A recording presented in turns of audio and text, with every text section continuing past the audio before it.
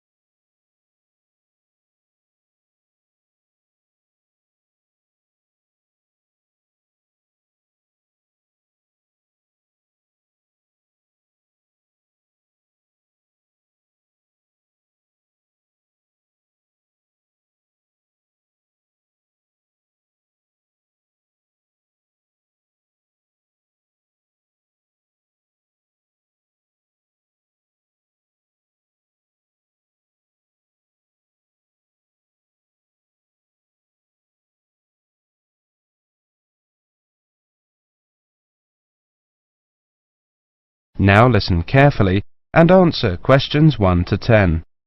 So, Bob, how many people have said that they're coming on the company picnic? Well, Cindy, we've got 35 definites and another 10 probable. Shall we say 50? I think so. And we've fixed the date for... The 26th, the last Sunday in August. Great. I hope the weather's good. Should be. Now, we have to decide where to order the food from and what kind of things we want. Right. What's our budget? We've decided to go for £10 a head for food and £5 a head for drinks. OK, I got some pamphlets from caterers. What do you think? The most important thing is to make sure that there's a variety of food. We don't want people complaining that they don't like anything. We also don't want food that could deteriorate in the sun. Ice cream, that kind of thing. You've seen these pamphlets. What do you think? Well, I thought Paris Kitchen looked good. The price almost exactly meets our budget, and they seem to have a good variety. I don't know. A friend of mine used them for her company and wasn't impressed. Really? What exactly didn't she like? Well, the food. She said the food was good, but not quite the variety they'd expected. The drinks included some wine, which was apparently not very good. Oh, well, perhaps we need to consider this one, company caterers. Looks a bit pricey. Mind you, I've heard that they are very good.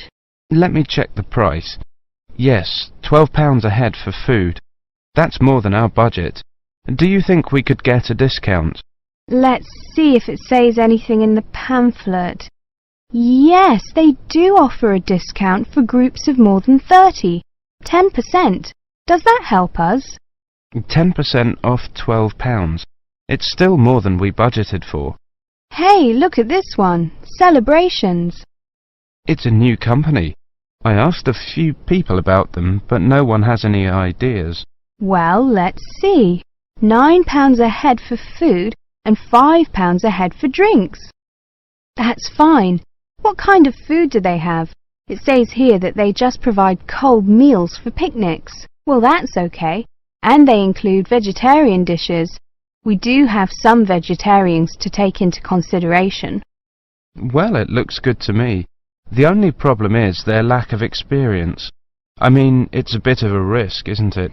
Yes, if the food's no good, we'll look incompetent. Ah, look here. It says that we can visit their premises and try some of the dishes they offer. You mean we might get a free lunch? Shall we call them and arrange to go and see them? OK, which day? How about tomorrow? No, we've got that meeting. The day after tomorrow, Thursday. Good. Time? 11. Good. Right, what's their phone number? 28653479. We also need to ask them whether they can deliver straight to the picnic site, don't we? Yes, I don't think that'll be a problem though. I mean, it's on the outskirts of the city, but it's not too far away. Does the price include delivery? It doesn't say, but the other companies include it, so they should.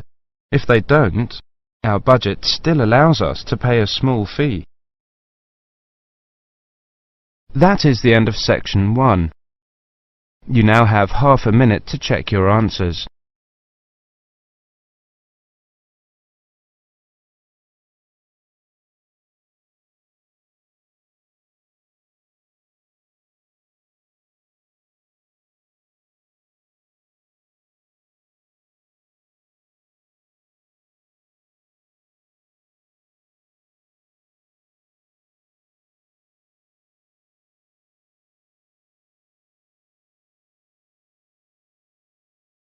Now turn to Section 2.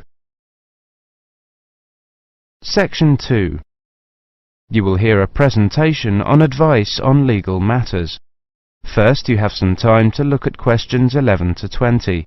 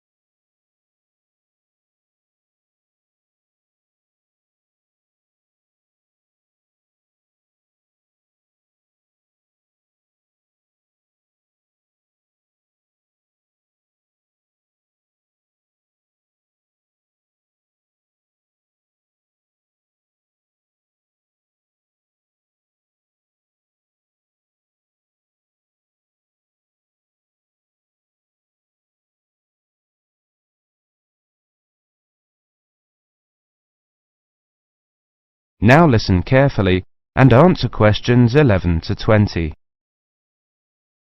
Good afternoon, everybody. My name is Sally Miller, and I'm here to offer you some advice on legal matters whilst you are studying at this university. Happily, most international students complete their courses without running into any serious legal problems. But if you do find yourself involved in a legal dispute of any kind, ask for help. There are two options. First, contact the students' union or welfare officer. Even if they cannot help you directly, they should be able to advise you where to go for help. The second possibility is to contact the Citizens Advice Bureau in your area. You can find them in the local telephone directory. They will be able to recommend a solicitor if you need one, and tell you if there is a local law centre providing free legal advice. They will also be able to tell you whether you can claim legal aid to help pay for any court and legal fees. Let me give you some basic information about the police. The police have the power to stop and search anyone who appears to be behaving in a suspicious manner. If you are arrested for any reason, even if you know it to be a wrong reason, remember a few very important things. 1. Don't be aggressive. 2. Do not try to bribe the police officer. 3. If you are arrested by plainclothes police officers, ask to see some form of identification. 4. Give your true name and address if the officer asks you to. Lying to the police is a criminal offence. 5. Do not sign any statement until you have received advice from a solicitor. There is always a solicitor on duty at every police station. 6. You will be entitled to make one telephone call. If you use this call to telephone a friend, urge your friend to contact someone from your university or from the Students' Union and get advice about what you should do next. If you find yourself in trouble with the police, it is very important to get professional advice. Contact any of the following: your university welfare officer, the Students' Union at your university, your local Citizens Advice Bureau, a local law centre. If you are found guilty of an offence, it could seriously damage your position as an international student, so be sure to ask for help as early in the process as possible. Remember, obey the local laws. The laws here may not be quite the same as in your own country. Here are a few examples of actions that are illegal here. It is against the law to possess offensive weapons. For example, knives, guns, chemical sprays used for personal defense, Even women are not allowed to carry sprays or other deterrents to protect themselves against possible assault, except for rape alarms. Possess or supply hard or soft drugs. Disturb the peace. This is called disorderly conduct. This means that you can be arrested for being too noisy or rowdy. A few words about drinking. In this country, it is perfectly acceptable for adults to drink alcohol in moderate amounts. For many people, drinking is an established part of their social life. Going out for a drink is how they relax or spend time with friends. If you go to a party or visit people at home in the evening, your host will probably offer you a drink. Often a lot of university social life can revolve around drinking, especially for undergraduates. Do not be surprised if people arrange to meet in a bar, or if events are held in a pub. But you are not obliged to drink alcohol if you do not want to, even if you are in a pub or at a party where everyone else is drinking. You can always ask for a non-alcoholic drink instead. And if you feel uncomfortable going to places that serve alcohol, explain this to your friends. There are lots of other places where you can meet. If you do choose to drink, remember that you should never drive a motor vehicle after drinking alcohol. It is dangerous, and the police can impose serious penalties on you. Also, remember that being drunk in public is not acceptable either, and the police can arrest you for it. Drugs and alcohol can cause serious problems. Let me repeat that in this country it is illegal to use drugs, except under medical supervision. But if you do use illegal drugs and you develop a problem, there are organizations you can contact. Contact your student's union or your student counsellor. Anyone over 18 years old can legally buy and consume alcoholic drinks in this country. But if you think you might be drinking too much, get help and advice from your student counsellor or your doctor. Again, there are special organizations that can help you with drug and alcohol problems. Contact them. That is the end of section 2. You now have half a minute to check your answers.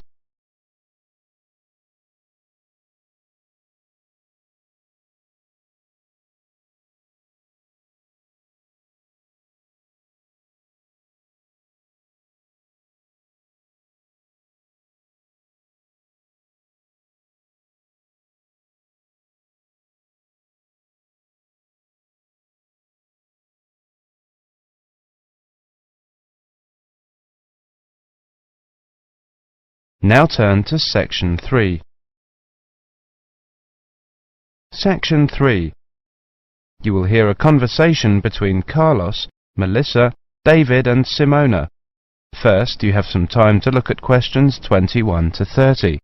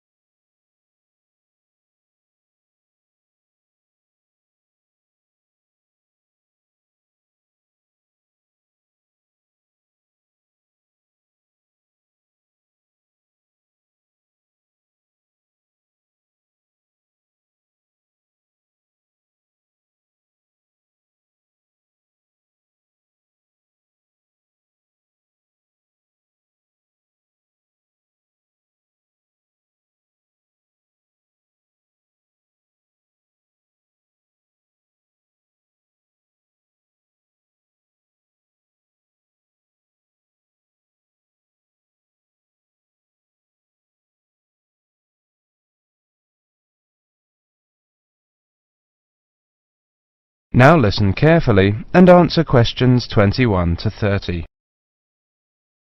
Okay, everyone. Let's look at what presentation tips we come up with for our next seminar, Melissa. Okay, here's my first tip. Show up early.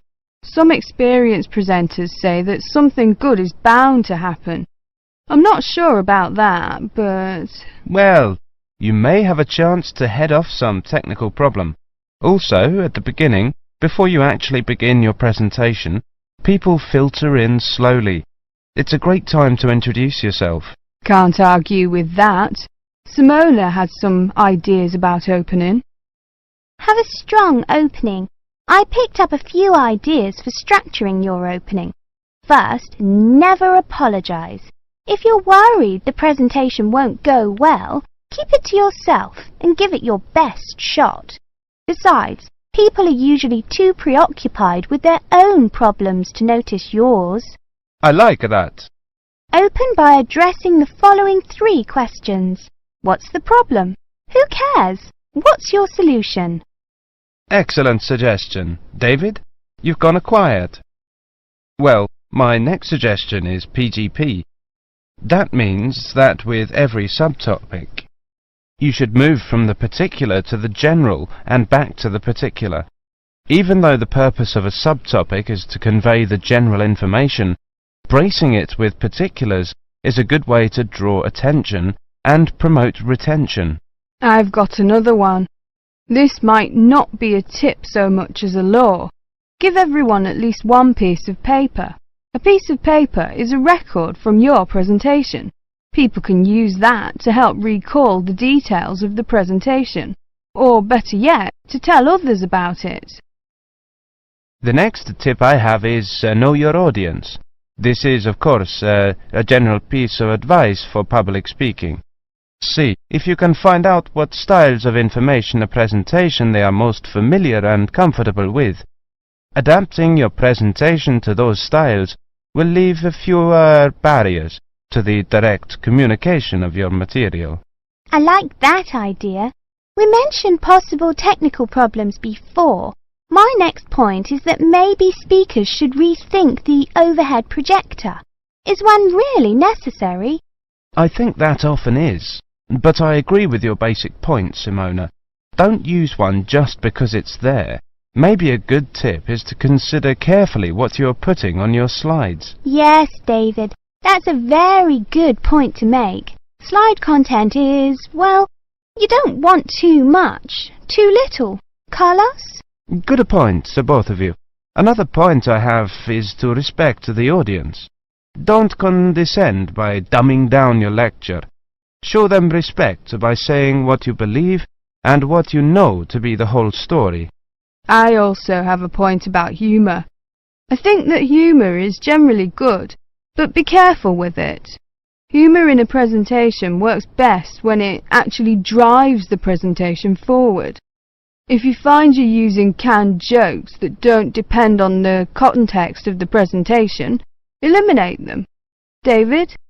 Maybe, Melissa, but always be very careful about jokes that put down a class of people. If you're going to alienate your audience, do it on the merits of your content. Also, avoid masculine or even feminine pronouns as universals. It can be a nuisance to half the audience. As universals, use the plural they. The Oxford English Dictionary has allowed they as a gender-neutral singular pronoun for years. Thanks, Simona. Thinking towards the end. Take care with the questions. Many people judge the quality of your talk not by the 20 minutes of presentation, but on the 30 seconds you spend answering the question. Be sure to allow long pauses for questions. 10 seconds may seem like a long pause when you're at the front of the room, but it flows naturally from the audience's point of view. Let people know you believe your material. Speak with conviction. Believing your subject matter is one of the best ways to speak more effectively. Finish early, and something good is almost bound to happen. If nothing else happens, people will be able to leave early, and suddenly they'll have an extra couple of minutes to do things they didn't think they'd get to. People will really like you if you do that. I think we have missed the key point. Practice. Practice over and over and over. If you can, record your presentation. Play it back and watch yourself. You'll discover 1,000 horrible things you never knew about yourself. Now watch it again without the sound. Why are your hands flying around like that? Now listen to it with the picture. Get rid of those ums. Now watch it at twice the normal speed. This emphasizes low-frequency cycles in your gestures. David, those were excellent points. I have one more, something quite simple, but often overlooked. I read that the two most dehydrating things you can do in a modern civilization are live presentations and air travel. I don't know if it's really true, but the message is that the way to stay sharp is to drink lots of water. Take care of your body, especially your voice. If possible, avoid alcohol too. So, we've got to organise these points now. That is the end of section 3. You now have half a minute to check your answers.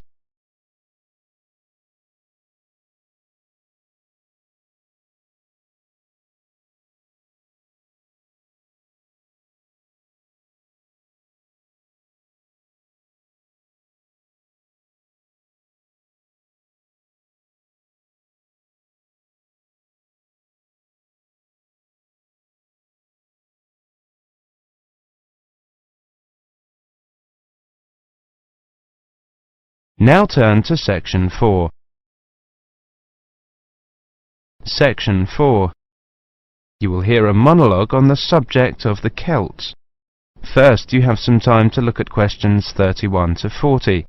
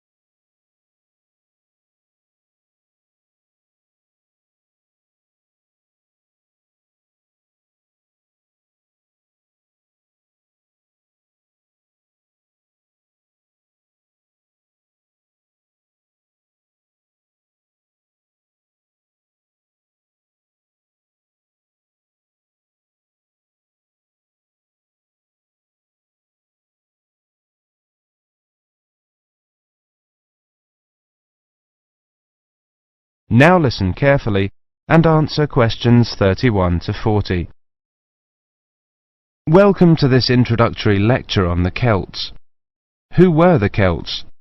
The Celts were an Indo-European group, that is, related linguistically to the Greeks, the Germanic peoples, certain Italic groups and peoples of the Indian subcontinent. They arose in Central Europe at the beginning of the first millennium BC, and were an iron-using and horse-rearing peoples. By the end of the first millennium BC, their cultural group had spread up and down the Danube and Rhine, taking in Gaul, Ireland and Britain, across Central Europe into northern Italy and northern Spain.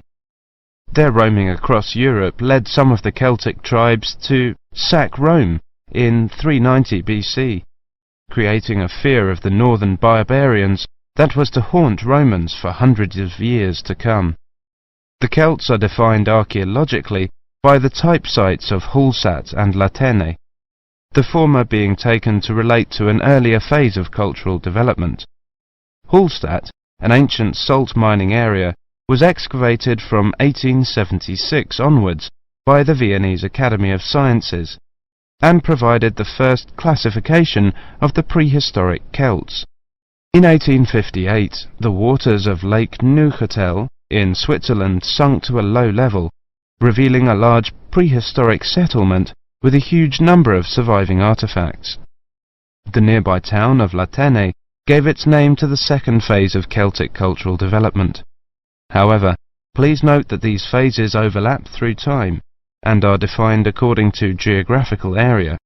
Let's look at each of these, taking the Hallstatt first. Hallstatt culture is characterized in 4 stages. A and B were during the Late Bronze Age, from about 1200 to 700 BC.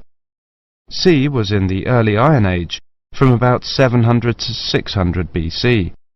D was from about 600 to 475 BC. The Hallstatt culture spanned Central Europe, with its centre in the area around Hallstatt in central Austria. There were 2 distinct cultural zones, the eastern and the western. At the start of the period, long-distance trade was already well established in copper and tin, the basic requirements for manufacture of bronze. From about 700 BC, trade in iron also became established. The Hallstatt area also already controlled the trade in salt, crucial when there were few other means to preserve food. Control of these two crucial trade goods, iron and salt, provided the basis for the accumulation of wealth and influence. From 800 BC, some burials of rich people can be identified in Central Europe, with grave goods such as wheeled wagons and iron swords. Hallstatt C saw the construction of fortified hilltop settlements to the north of the Alps. These had burial mounds holding very high-quality goods, such as vehicles and expensive imported treasures. By the time of the Hallstatt D period, these increasingly extravagant burial mounds were clustered around a few major hill forts to the southwest of the region. This suggests a development and a concentration of wealth and social power, possibly based on the development of Massilia, present-day Marseille, as a Greek trading port. The expansion of luxury trade brought greater opportunities for profit and helped to create an increasingly stratified society, with the development of a wealthy nobility. Over the period from 1846 to 1863, 1,000 graves were found at Hallstatt, with an astonishing range of artifacts, including clothing and salt mining equipment, as well as weapons, jewellery, pottery, and imported bronze vessels in the chieftains' graves. The Latène era was the time of Celtic expansion and migration, and the time of formation of the myths. The Latène culture is named after the site in Switzerland where it was first discovered. The Latène people were those known to the Romans as Gauls, originally found in an area from eastern France to Bohemia. The Latène culture spread rapidly from about 400 BC. The Latène Celts settled in Spain in 450 BC, in northern Italy in 400 BC, invaded Rome in 390 BC, invaded Greece in 279 BC, invaded Galatia in modern Turkey in 270 BC. By 200 BC, they occupied the lands that are now Britain, the Netherlands, Brittany, Belgium, Germany and Switzerland. There is much debate over how much of the expansion into Britain was achieved through invasion and settlement, and how much was the expression of cultural transfer that accompanied trade and reflected the commonality of kinship and language of many tribes. There is little evidence for actual migration of Latène people into Britain. Nevertheless, it does appear that the Latène culture was more militarily focused than the Hallstatt one. The Latène graves across Europe hold iron weapons, swords and spearheads, and wooden shields, as well as everyday items such as razors, yokes, cauldrons and jewellery. That is the end of section 4. You now have half a minute to check your answers.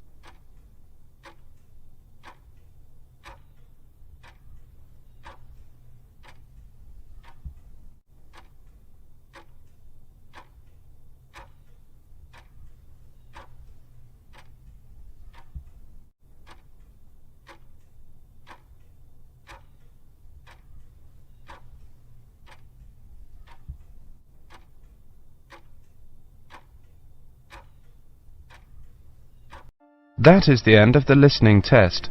In the IELTS test, you would now have 10 minutes to transfer your answers to the listening answer sheet.